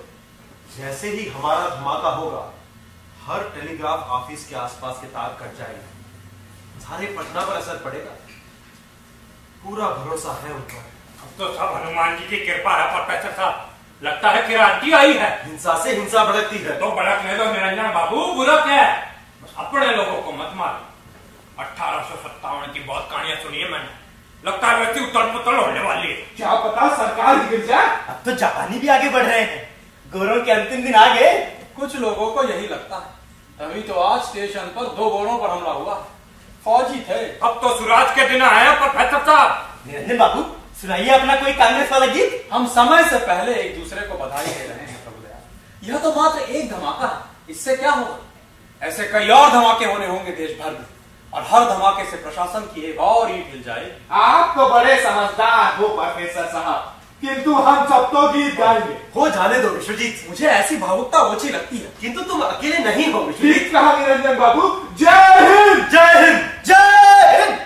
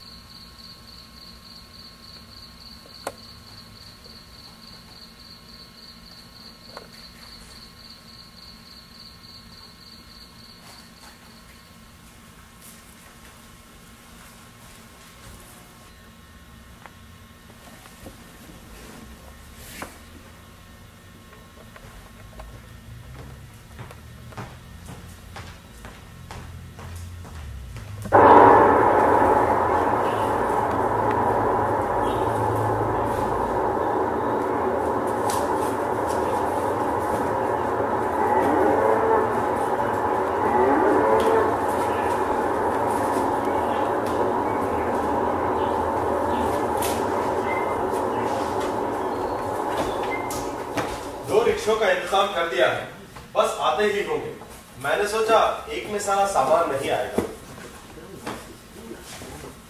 जिला कांग्रेस कमेटी ने तुम्हारे लिए छोटे से समारोह का आयोजन किया है। स्टेशन जाते हुए वहां रुक जाएंगे, अधिक समय नहीं लगेगा। क्या बात है विश्व जी, निराश लगते हो? कांग्रेस मुझे क्यों विदा करेगी? मैं तो सदस्य भी नहीं। सदस्यता के नाते नहीं, समाज में योगदान के नाते। समाज में योगदान? क्यों नहीं, 3 साल से यहाँ हो। पटना कॉलेज में तुम्हारी तालीम वाले लोग कब आते हैं? समाज में मेरा योगदान 2 शब्दों में ही लिखा जा सकता है, असफल सेनानी। असफल क्यों? हमने भरपूर प्रयत्न किया, किंतु पुल पर एक भी बम नहीं फूटा। उससे आंदोलन की सफलता का अनुमान नहीं लगता। उस दृष्टिकोण से तो गांधी भी असफल रहा है। क्यों? तुम्हारी दृष्टि में नहीं रहा? 10 ही दिन तो हुए हैं कांग्रेस के अधिवेशन। कितने आत्मविश्वास के साथ प्रस्ताव पास हुआ था। ब्रिटेन का साम्राज्य भारत को निर्बल और तुच्छ बनाता है, उसके आत्मसम्मान को चोट पहुंचाता है। क्या हुआ उस आत्मसम्मान का? क्विट इंडिया की कमर टूट गई और कांग्रेस की। क्या यह गांधी की पराजय नहीं? वह क्या कर सकता है? उसके सारे सिपाही जेल में हैं। और आंदोलन ने जो हिंसक रूप लिया वह उसके आदेशों का उल्लंघन था। अगर आंदोलन विफल रहा तो यह उसकी विजय है। जानता हूं, उसने सफलता की परिभाषा ही बदल दी, किंतु इतिहास को कोई नहीं झुकला सकता। गांधी गीता का पुजारी है, कर्मयोगी है। वह मार्गदर्शन के लिए गीता की ओर देखता है, सांसारिक सफलता को नहीं। तुम तो दार्शनिक तर्क करने लगे। गीता में कृष्ण यह भी तो कहते हैं, विमृश एतत् अशेषे यथेच्छसि तथा कुरु। अर्थात इस बात पर पूरी तरह विचार कर जो इच्छा है सो करो अर्जुन। यह तो कोई मार्गदर्शन नहीं हुआ। गांधी को दिशाएं कैसे दिख गई?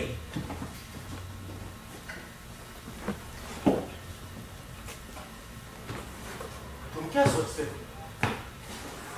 इतिहास हमारे आंदोलन को अच्छी दृष्टि से देखेगा? क्विट इंडिया को? यह तो समय ही बताएगा। मेरा आशय हमारे आंदोलन से था।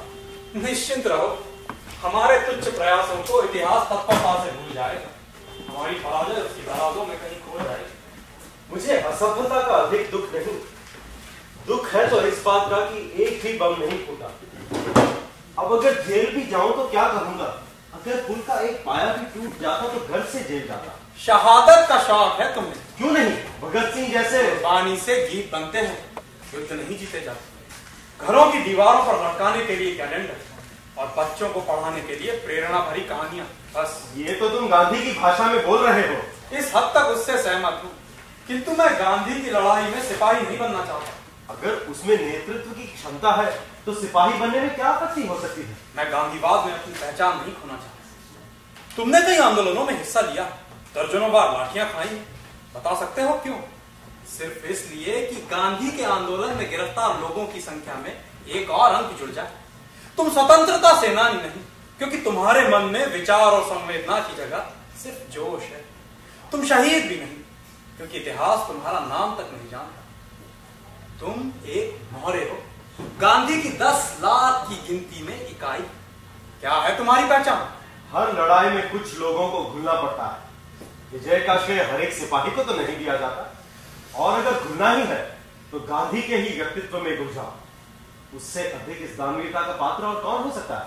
गांधीवाद में मात्र एक गांधी की जगह है, एक बड़े बरगद की तरह, जिसके आसपास सिर्फ झाड़ ही उग सकते हैं।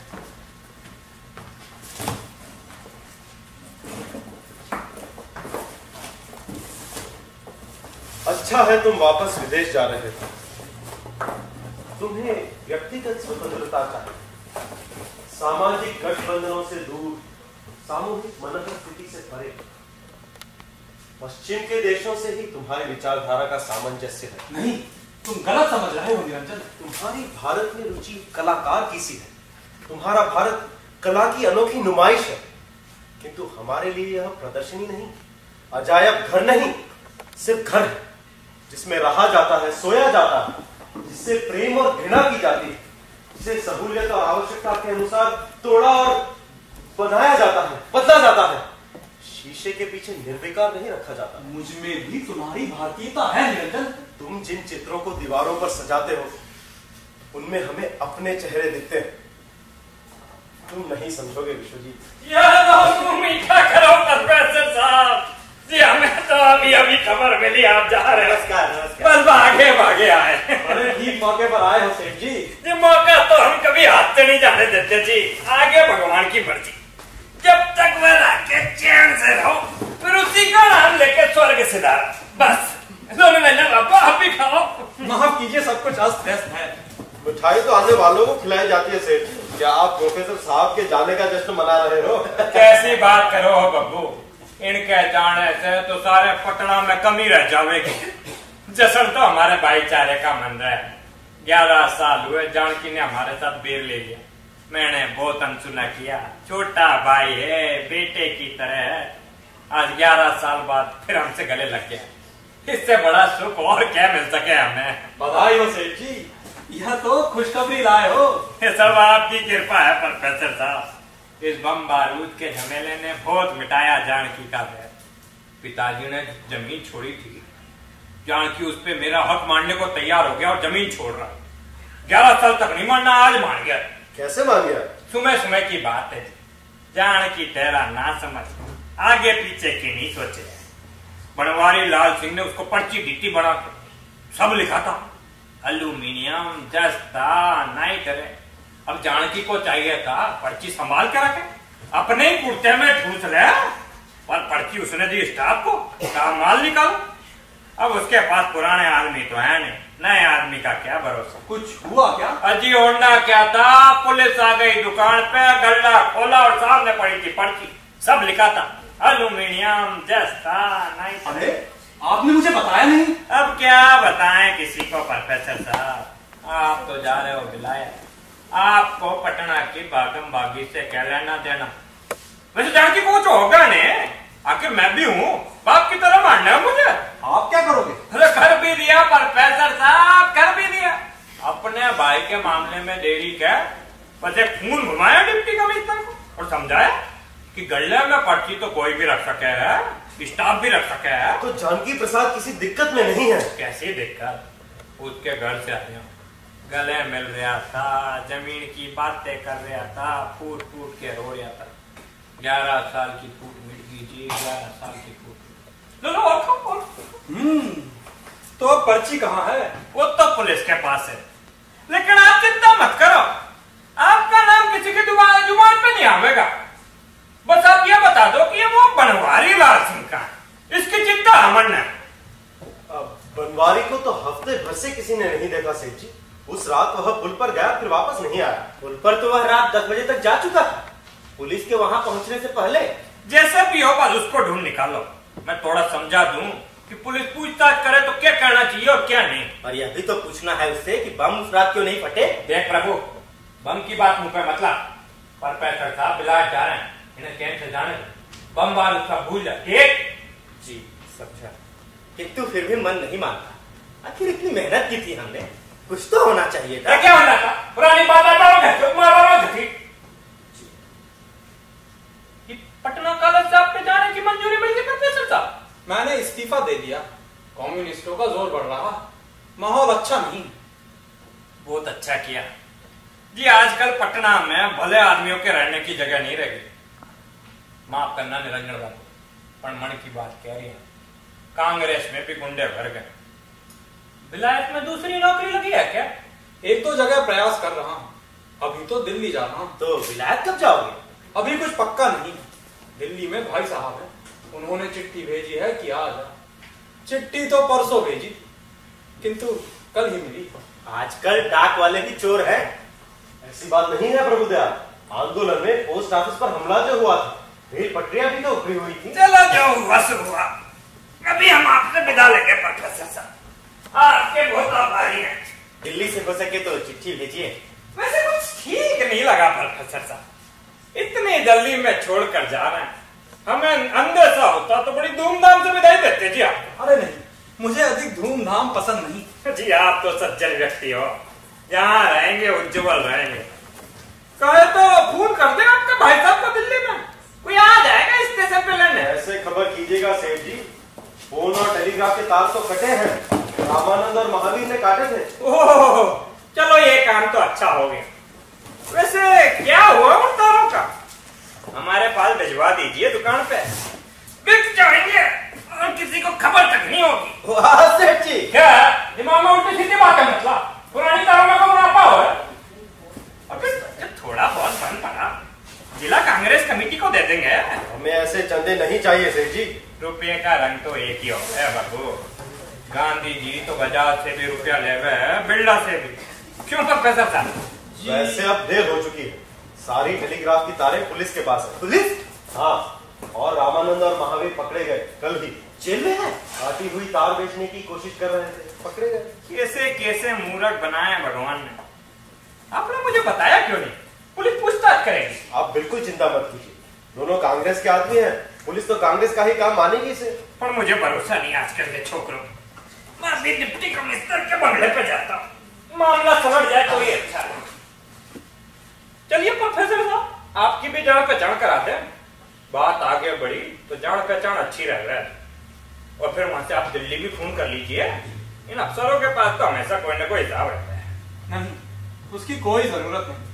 वैसे भी स्टेशन जाने में अधिक वक्त नहीं रहा। चलो जैसा आप उचित समझो। निरंजन बाबू, ये बनवारी लाल सिंह का पता पड़े तो खबर कीजिए। जी। आज्ञा दीजिए प्रोफेसर साहब। जय हिंद। नमस्कार। जय हिंद। जय हिंद।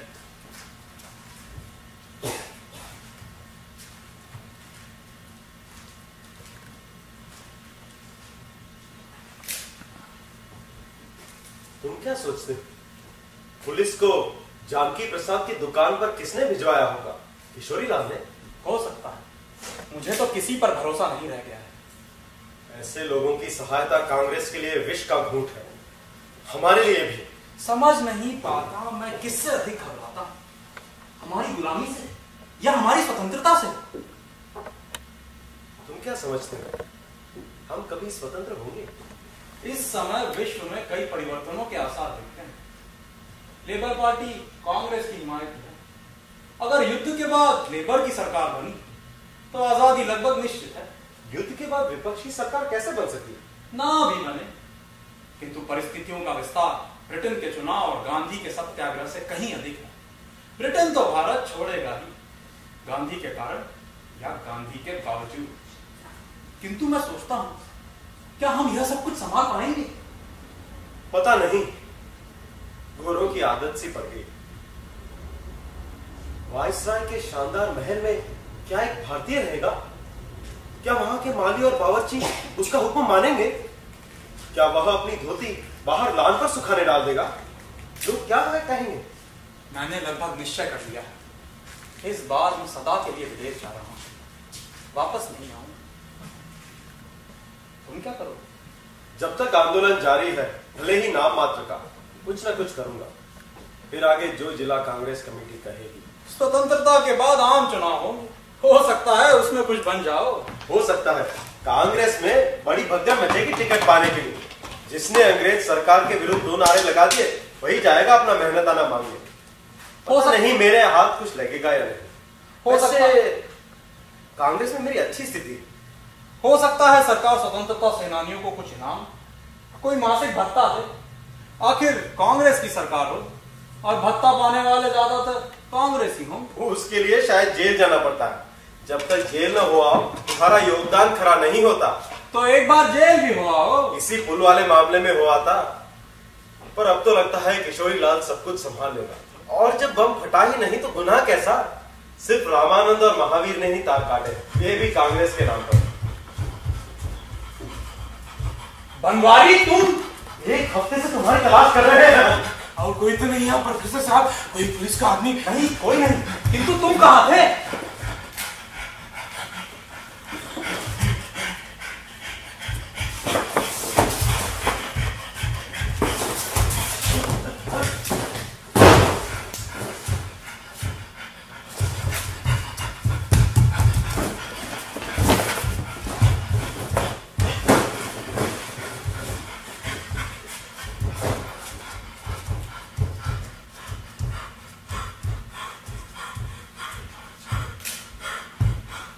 भगवान ने बचाया तो जान बची हुजूर, नहीं हम तो फांसी पर चढ़े होते। क्या हुआ? कहां से आ रहे हो? कहां थे इतने दिन? कहाँ नहीं गए बाबू, 7 दिन से भटक रहे हैं, कभी यहाँ छुप कर तो कभी वहां दुबक कर। 3 रात तो गंगा पर खेत में गुजारी है, भगवान ने बचाया तो जान बची है। यहाँ क्यों नहीं आए? हम सब प्रतीक्षा कर रहे थे तुम्हारी। आपके पास प्रोफेसर साहब भरोसा नहीं लोगों पर। वो बाबूलाल जी है ना, उनका पुराना झगड़ा है शमसुद्दीन मियां से पिछवाड़े की जमीन को लेकर। शमसुद्दीन मियां अब जेल में है। वो सब हम सुन चुके हैं। तुम उस रात को 12 बजे कहाँ थे? पुल पर गए या नहीं? गए बाबू, भारत माता की कसम गए। प्रभुदास जी ने 10 बजे ही भेज दिया था। पुल पर पहुंचे तो देखा भी बहुत लोग हैं, रिक्शे, साइकिल, गोरा साहब लोग की गाड़ी और बग्गी। हमने सोचा तनिक बैठकर सुस्ता ले, तब तक 11 बज ही जाएगा, लोग भी कम होंगे और हम काम शुरू कर देंगे। बस यही धोखा खा गए। तो तुम 12 बजे सो रहे थे? इतनी बड़ी योजना अकेले थे प्रोफेसर साहब, ठंड थी इसीलिए साथ में कंबल ले गए, बस उसी में दबकर सो गए।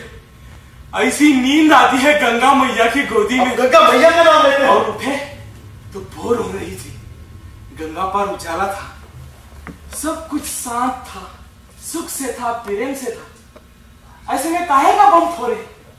गोरा साहब लोग बग्गी में था, मगर लगता था आजादी आ गई। चल मानी चाहिए तुम्हें। हमने सोचा घर चलकर थोड़ा आराम कर ले, 9 बजे बैंक में ड्यूटी है।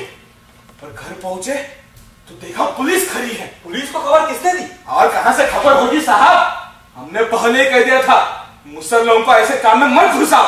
खड़े थे भड़ुए दोनों, हवलदार से बीड़ी मांग रहे थे। साले देशद्रोही। किंतु अब्दुल और हमीद तो पुराने आदमी हैं। अजी बाबूजी, गुरुजी ठीक ही बताते हैं, 10,000 साल भी हो जाए तो इन भड़ुओं का कोई भरोसा नहीं। वो तो सोम से भी कहते रहे। हमने सोचा सेठ जी के घर पर चलते हैं, पर वहां तो मुनीम देखकर ही डर गए। वापस प्रभुदयाल के बासे पर आए तो वहां भी पुलिस खड़ी थी। बस हम तो पुल पर चढ़ गंगा पार भाग गए। 7 दिन भटके हैं हुजूर। ये डब्बा साथ लेकर क्यों घूम रहे हो? गंगा में फेंक दिया होता। 3 रात बैठ के सब कुछ बनाया है बाबू, कैसे फेंक देंगे? आप नई तारीख तो हम पुल उड़ा देंगे, अभी कुछ दिन यही रहेंगे। हाँ, पुलिस पीछे पड़ी है, पुलिस। कहाँ रहोगे? यहाँ आपके पास प्रोफेसर साहब, आपको कोई तकलीफ नहीं देंगे। आप अपना काम करो, हम एक कोने में पड़े रहेंगे। एक कोने में पड़े रहेंगे। बनवारी, प्रोफेसर साहब जा रहे हैं।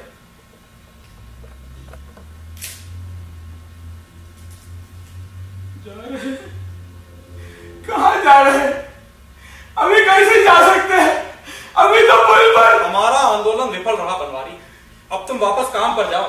बैंक में बर्मा और यूरोप में लड़ाई समाप्त होगी तो संभवतः देश आजाद हो जाए। कैसी लड़ाई कब खत्म होगी?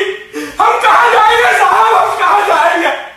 बैंक में तो पुलिस होगी हमको पकड़ने के लिए। अभी तो पुल उड़ाएंगे साहब, अभी मत जा। हम बाहर जाएंगे तो कोई देख लेगा। निरंजन बाबू आप ही कुछ करो, आप ही रख लो। निरंजन बाबू कसम खाते आपका पुल उड़ा देंगे, आप ही रख लो। शहर में जगह जगह पुलिस छापा मार रही है बनवारी, बड़ा खतरा है। कुछ दिन के लिए पटना से बाहर चले जाओ। कहाँ जाएंगे साहब, हमारा काम है, अपनी जमीन नहीं रही, अब तो नौकरी भी नहीं है। आप ही रख लो बाबू, पड़े रहेंगे।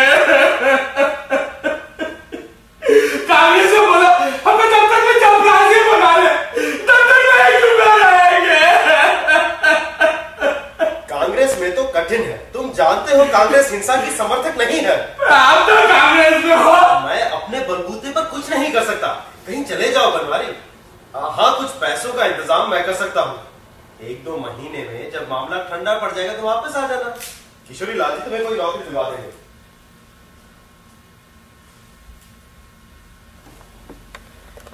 तो ऐसा कहिए ना बाबू, प्रोफेसर साहब चले विलायत, आप जाओ कांग्रेस की मीटिंग में और हम रहे खेत में छुपते छुपाते। ऐसा कहिए ना बाबू।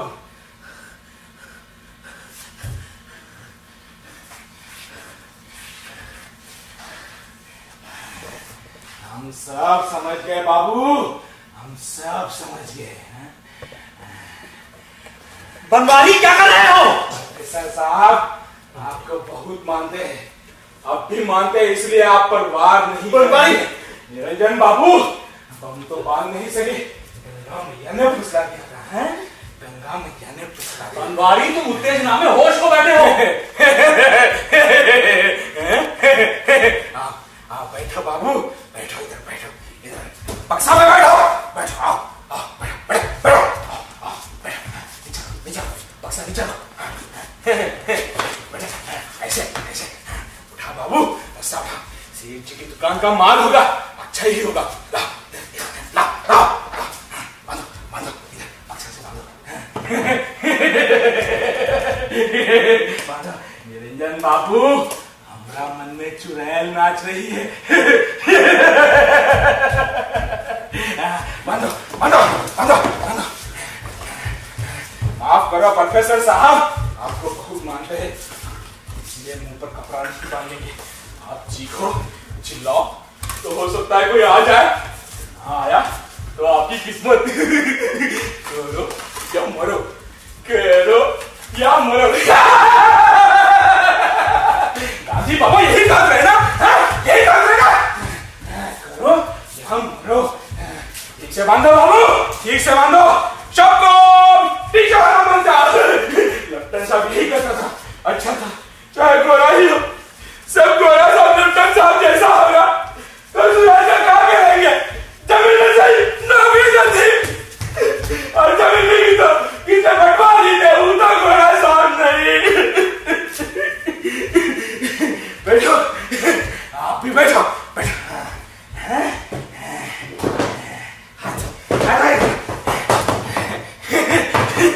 माफ करो प्रोफेसर साहब, हमारा मन में चुड़ैल नाचती है, तब हमारा बस नहीं चलता। सच कहते हैं हमारा बस नहीं चलता। 25 साल हुए हम पटवारी के पास गए, बोले लड़ाई में जाने से पहले जमीन हमारी थी, वापस नहीं हो। पटवारी 2 साल में ऊपर धान रोक रहा था, बोला जो रोका उसकी जमीन करना है सो कर लो, थाने में रबड़ निकालो। थाने में रबड़ लिखता कौन? पटवारी का ही बहुत पीछा, मेरा साहब भी होना। पटवारी लाल सिंह को मेरा साहब से मिलना कौन देगा? मिलना कौन देगा बाबू?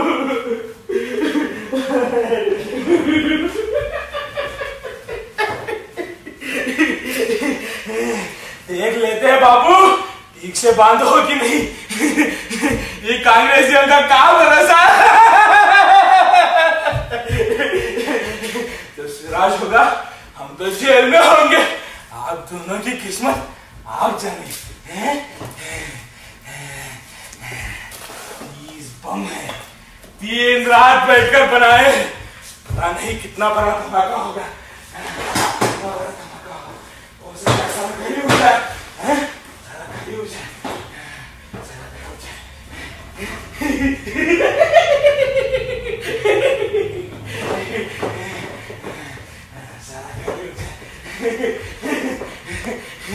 पर आप भी जमकर बैठो बाबू, पुलिस को कोई सुराग नहीं मिलेगा। न बम न लाश, न बम न लाश।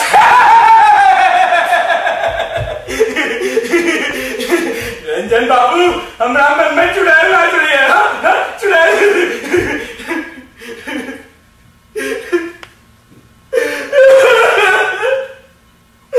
गाने बाबा से हमने माफी मांगना, कहना उनके पास जमीन नहीं थी, सुराज होगा, हम तो जेल में हो गए या गंगा नीचे।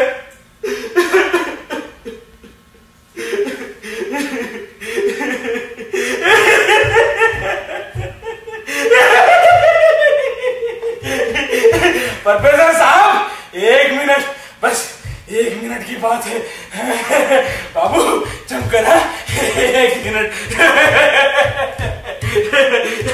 भारत माता की जय, महात्मा गांधी जिंदाबाद, जय हिंद, वंदे मातरम, वंदे मातरम, वंदे मातरम, वंदे मातरम, वंदे मातरम। विश्वजीत, तुम मेरे बंधन तक पहुंच सकते हो और मैं तुम्हारे, जल्दी करो। इतना समय नहीं है निरंजन। किंतु हम बैठ तो नहीं सकते, कहते हैं हमारा आंदोलन सफल हो गया। पुल की जगह हमने अपने आप को ध्वस्त कर दिया। इतने उद्विग्न क्यों होते हो? कांग्रेसी हो, सत्याग्रह करो, बेझिझक शहीद हो जाओ। मानना पड़ेगा, सत्याग्रह में भी एक प्रकार की शालीनता है, संयम है, जो हिंसा में नहीं, अपनी बचाव की बचकाना हरकतों में नहीं। सर ऊंचा किए पुलिस की लाठी खाने में भी एक प्रकार की विजय है। शायद गांधी ठीक ही कहता है, सत्य की विजय में ही सौंदर्य है, व्यक्तिगत विजय में नहीं। किंतु हम अभी नहीं मर सकते। क्यों नहीं मर सकते? हमारे जीवन की क्या महत्वाकांक्षाएं हैं? अगर सांत्वना मिलती है तो मान लो कि कांग्रेस हमारी याद में स्मारक बना देगी। हम स्वतंत्रता सेनानी होंगे। किंतु हम नहीं रहेंगे। अब वक्त नहीं है निरंजन, ऐतिहासिक पूर्णता के लिए कुछ नारे ही लगा लो। गांधी की जय, भारत मां की जय। स्मारक पर ये नारे खोद दिए जाएंगे, अच्छे लगे।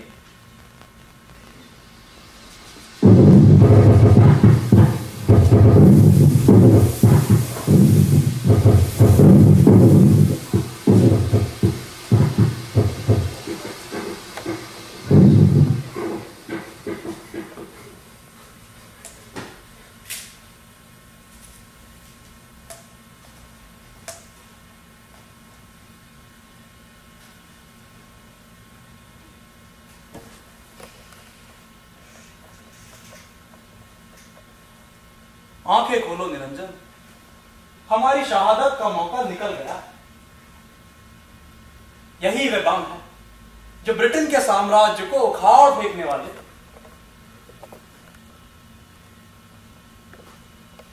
क्या सोचते हो, मेरा स्टेशन जाने का समय निकल गया? तुमने रिक्शे वालों को कब आने को कहा था? आते ही होंगे।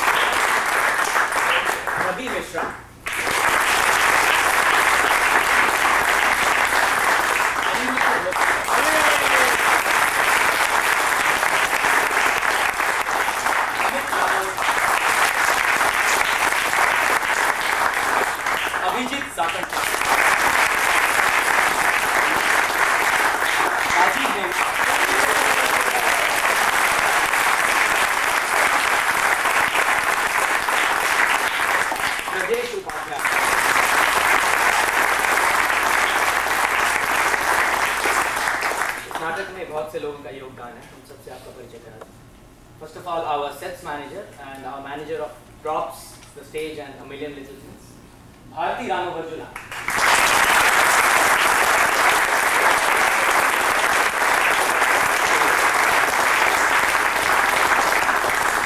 And our sets team, Lalita Rajagopalan.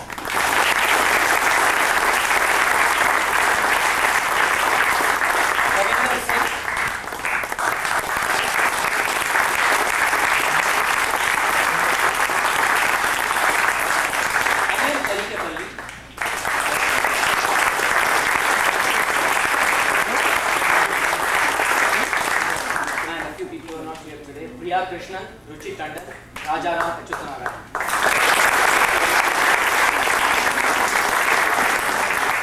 Makeup Maheshwar Uma Sankar और सरिता सुंदरी.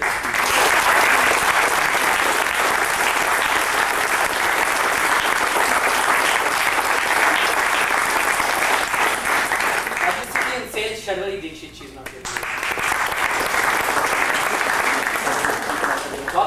प्रज्ञा भूसेकर,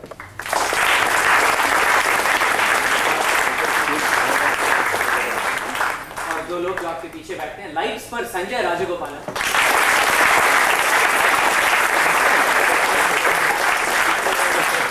और साउंड श्रीकर श्रीनाथ।